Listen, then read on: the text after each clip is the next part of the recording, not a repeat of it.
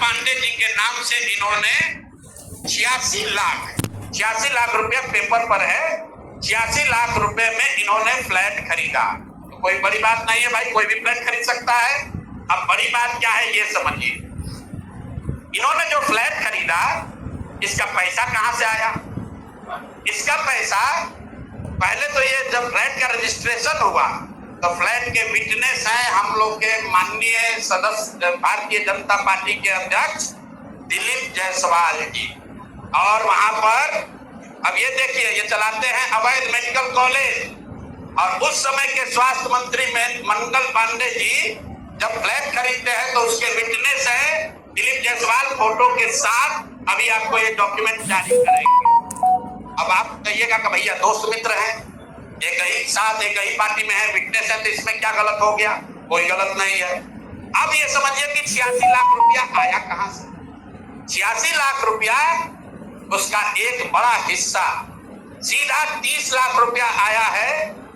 मंगल पांडे जी के पिताजी का नाम है अवधेश पांडे। अवधेश पांडे जी ने ये पैसा भेजा अपने बहू को उर्मिला पांडे जी को। अब हम लोगों ने सोचा भाई अवधेश पांडे जी के पास इतना पैसा कहां से आया? अब आप देख लीजिए, अब इनको समझ में आएगा कि किससे ये उलझे हैं।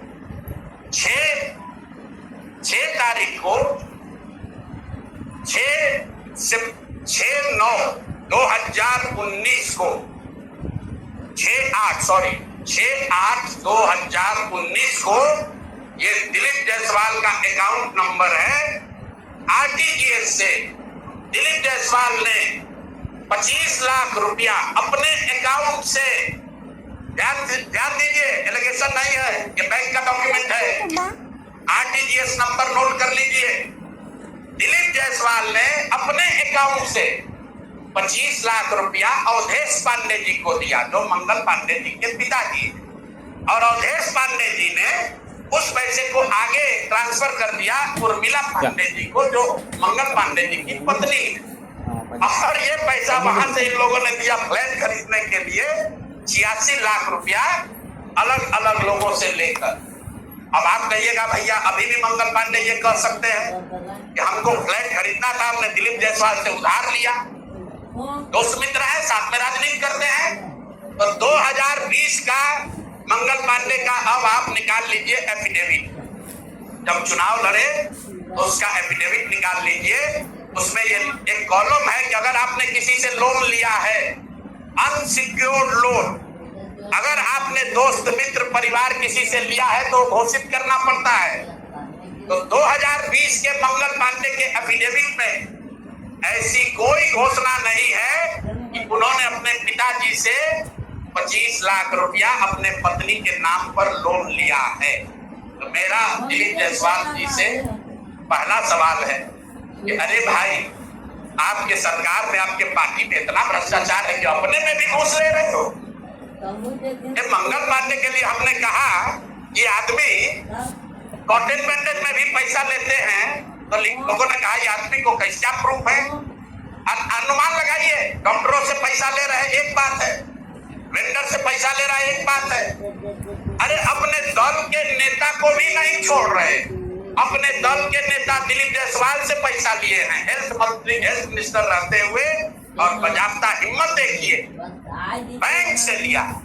आरटीजीएस का डिटेल है, टाटा मोटर का जो सप्लायर था उसका टेक्निकल ग्राउंड पर बिड इसलिए कैंसिल किया गया क्योंकि सरकार का कहना है कि हम लोग वो एम्बुलेंस चाहते हैं जिसमें सिर्फ पेशेंट वाले विंग में एसी हो, ड्राइवर वाला केबिन में एसी न हो। टाटा मोटर ने कहा कि हम उतने ही पैसे में हम पूरे एम्बुलेंस में एसी देंगे जिसमें ड्राइवर के पास भी एसी होगा और पेशेंट वाले में भी एसी होगा। फोर्स मोटर ने ये कहा या उनके जो डीलर हैं कि नहीं, हमारे जो ड्राइवर वाला केबिन है उसमें एसी नहीं है, पेशेंट वाला में एसी है। इसका इस्तेमाल करके टाटा मोटर को बिड से टेक्निकली डिस्क्वालीफाई कर दिया गया। और जो 19 लाख का एम्बुलेंस है उसको 28 लाख में अभी सरकार ने खरीदा है। अभी ये पेमेंट हो गया है। जिस एंटिटी को ये मिला है, ये वही एंटिटी है जिसको पहले 450 करीब 444 एम्बुलेंस का कॉन्ट्रैक्ट मिला था। उस एंटिटी के खिलाफ एक और शर्त सुनिए, जब ये कॉन्ट्रैक्ट दिया गया 450 एम्बुलेंस का, तो उसमें शर्त थी कि हर जिले में उस कंपनी का कम से कम एक सर्विस सेंटर होगा, तभी उसका बिड कंटिन्यू होगा। 22 में 450 एम्बुलेंस खरीदा गया फोर्स मोटर का, कोई भी यहाँ पर 4 या 6 जिले को छोड़कर कहीं पर उनका सर्विस सेंटर नहीं है। बजाय उसके कि उस पर एक्शन हो, उसी को फिर से 250 एम्बुलेंस का और कॉन्ट्रैक्ट दे दिया गया। वो कॉन्ट्रैक्ट पिछला जो 19.5 लाख में दिया गया था, इस बार 27.5 लाख में दिया गया।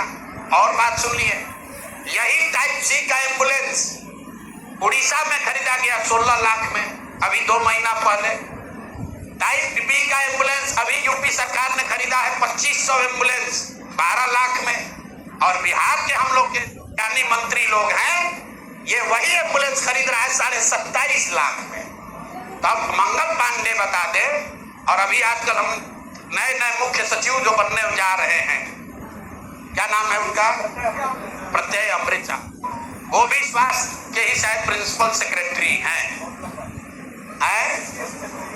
भाई स्वास्थ्य के प्रिंसिपल सेक्रेटरी हैं प्रत्यय अमृत जी। मुख्यमंत्री जी का तो कार्यकाल 3 महीना बाकी है, ये भाई साहब का कार्यकाल अभी